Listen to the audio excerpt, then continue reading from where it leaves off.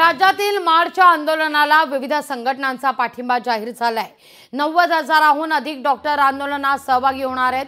KM Nair Cooper रुग्णालयातील रुग्णसेवेवर परिणाम होण्याची शक्यता आहे। संभाजीनगर जिल्ह्यातील 550 रुग्णालय बंद राहणार आहेत। रुग्णालय बंद असल्याने जवळपास 4,000 शस्त्रक्रिया बंद राहतील। डॉक्टरांच्या सुरक्षेचा प्रश्न मार्गी लागत नाही तोवर संप मागे घेतला जाणार नाही अशी ठाम भूमिका मांडणं घेतलेली आहे आणि आपलं आंदोलन कायम ठेवलंय।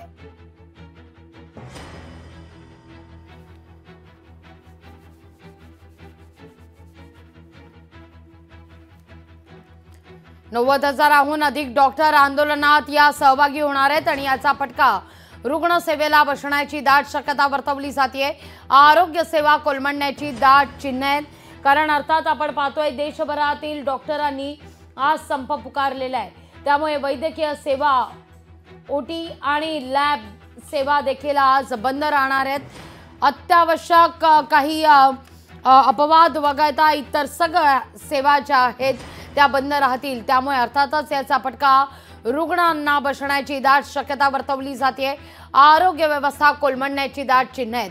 केएम नायर या रुग्णालयात देखील या ठिकाणी आता बंद पुकारण्यात येतोय, संप पुकारण्यात आलेला आहे। जवळपास केएम नायर कुपर रुग्णालयातील रुग्णसेवेवर परिणाम होण्याची शक्यता वर्तवली असून संभाजीनगर जिल्ह्यातील 550 रुग्णालय बंद राहणार आहेत।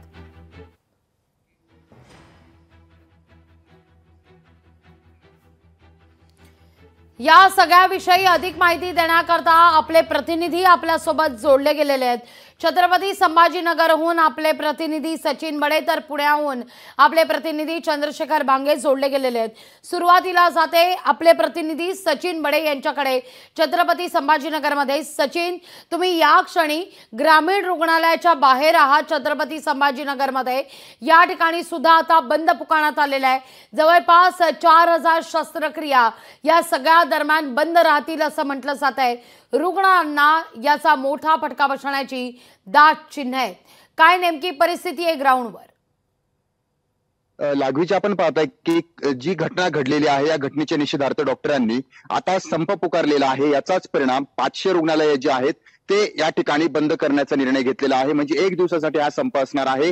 तब्बल 4,000 शस्त्रक्रिया ज्या आहेत त्या रद्द करण्यात आलेल्या आहेत। आणि प्रामुख्याने जर पाहिलं तर आणखी एक महत्त्वाचा मुद्दा म्हणजे 10,000 ओपीडी ज्या असतात किंवा 10,000 जे काही रुग्ण असतात तपासणीसाठी येतात, मात्र या ठिकाणी सुद्धा ही रुग्ण आता तपासणीसाठी येणार नाहीयेत। आणि प्रामुख्याने जर पाहिलं तर डॉक्टरच जर काम करत नसणार तर मग रुग्णांची सेवा कोण करणार, हाच एक मोठा प्रश्न उपस्थित केला जातोय। त्यामुळे छत्रपती संभाजीनगर मधील रुग्णालयावर आता ज्या पद्धतीने डॉक्टरांनी हा निर्णय घेतलाय, रुग्णांचा कुठेतरी माध्यमातून रुग्णांचे हाल होत आहेत, डॉक्टर जे आहेत ते संपावर जात आहेत आणि याचाच परिणाम रुग्णसेवेवर होतोय। त्यामुळे ज्या रुग्णांची वेदना ही जास्त मोठ्या प्रमाणामध्ये आहे त्यांना तर त्रास होतोच, मात्र सर्वाधिक जास्त त्रास होणारं रुग्णालय म्हणजे ग्रामीण रुग्णालयामध्ये सुद्धा याचा परिणाम पाहायला मिळू शकतो। कारण ग्रामीण रुग्णालयामध्ये हवी ती सेवा उपलब्ध नसते। त्यामुळे रुग्णांचा जो काही होणारा हेळसांड आहे किंवा जो काही होणारा त्यांचा प्रकार आहे हा थांबवण्यासाठी कुठेतरी यश प्राप्त होणार नाहीये। मात्र एक दिवसामध्ये तब्बल 10,000 ओपीडी जे आहेत तर 10,000 रुग्णांना उपचार घेता येणार नाहीयेत। लागवीजी, एका दिवसामध्ये 10,000 ओपीडी छत्रपती संभाजीनगर मधल्या बंद असणार आहेत आणि याचा फटका रुग्णसेवेला बसण्याची दाट शक्यता वर्तवली जाते।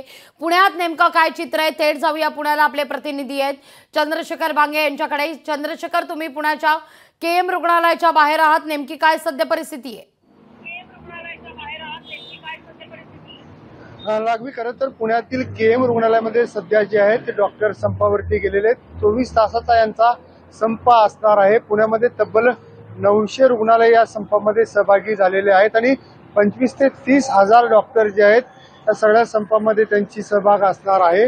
खरं तर कोलकात्याच्या घटनेच्या निषेधार्थ हा सगळा संप पुण्यामध्ये पाळला जात आहे। याचा फटका जो आहे तो थेट शस्त्रक्रिया आणि ओपीडी वरती होणार आहे। कारण हे जे सगळे डॉक्टर आहेत आज कोणत्याही शस्त्रक्रिया किंवा ओपीडी मध्ये सहभागी असणार नाहीत। कोणतेही ते डॉक्टर जे ते रुग्णाची तपासणी सुद्धा करणार नाहीत असं सांगितलं जात आहे।